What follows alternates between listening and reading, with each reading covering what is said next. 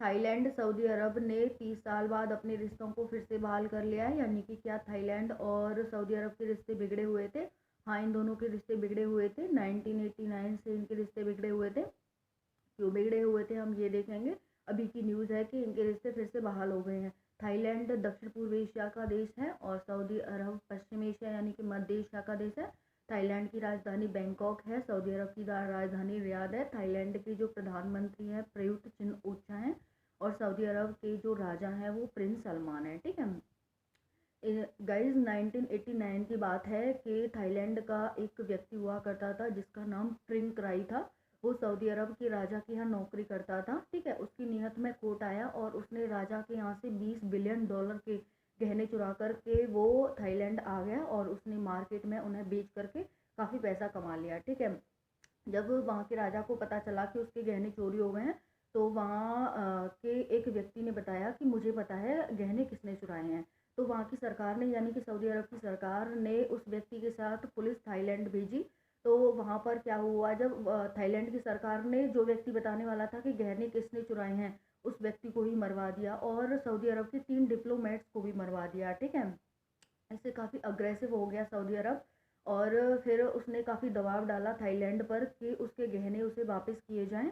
तो उसने गहने भेजे वहाँ पर, लेकिन वो नकली गहने भेजे थे। ठीक है, इससे और ज़्यादा अग्रेसिव हो गया और इनके क्या है रिश्ते टूट गए। ठीक है, मतलब इन्होंने अपने रिश्ते तोड़ लिए कि अब हम एक दूसरे से कोई रिश्ता नहीं रखेंगे। ठीक है, अब जो गहने थे ना वो $20 बिलियन के गहने थे और उसमें ब्लू डायमंड भी था। ठीक है, इसीलिए 1989 की इस घटना को ब्लू डायमंड अफेयर घटना के नाम से जाना जाता है। ठीक है, तो इन दोनों के अब वो तोड़ लिए का मतलब है ना इनके यहाँ कोई व्यापार होगा, ना एक दूसरे के यहाँ इन्वेस्टमेंट करेंगे, ना हवाई जहाज वगैरह चलेंगे। ठीक है, यानी कि हवाई यात्रा नहीं होगी और ना ही किस व्यापार होगा। ठीक है, तो इस तरह से क्या है ना ही लोग एक दूसरे के यहाँ रोजगार करने जाएंगे। तो इस तरह से इन्होंने सारे रिश्ते तोड़ लिए। अब बहाल हो गया तो ये सारे जो काम है वो स्टार्ट हो जाएंगे फिर से। ठीक है, अब आपको पता है कि जो सऊदी अरब है वो तेल के लिए जाना जाता है, यानी कि उसमें तेल काफ़ी निर्यात करता है। और सऊदी जो थाईलैंड है वो आसियान कंट्री है, यानी कि association of south east Asian Asian country है, जिसकी स्थापना 8 अगस्त 1967 में की गई थी।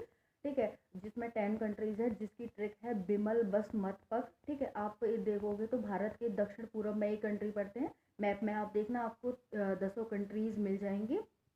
ठीक है, तो इस तरह से ये 10 कंट्रीज़ में आता है। अब इन दोनों ने रिश्ते बहाल क्यों किए हैं आपको पता है। प्रिंस सलमान है वो 2030 का मिशन लेके चलते हैं, यानी कि सऊदी अरब को उन्हें उन्हें एक उन्नत कंट्री बनाना है, यानी कि काफ़ी ऊंचाइयों तक ले जाना है उसे। इस वजह से क्या है कि एक दूसरे से व्यापार करेंगे, रेवेन्यू कमाएंगे।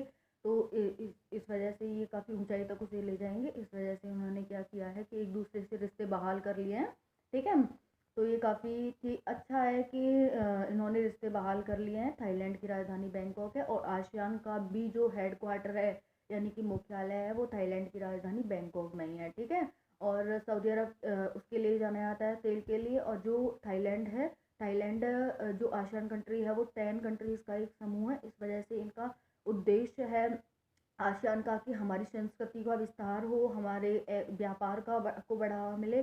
ठीक है, और हमारी एग्रीकल्चर को बढ़ावा मिले इस तरह से। इस वजह से ओके, धन्यवाद।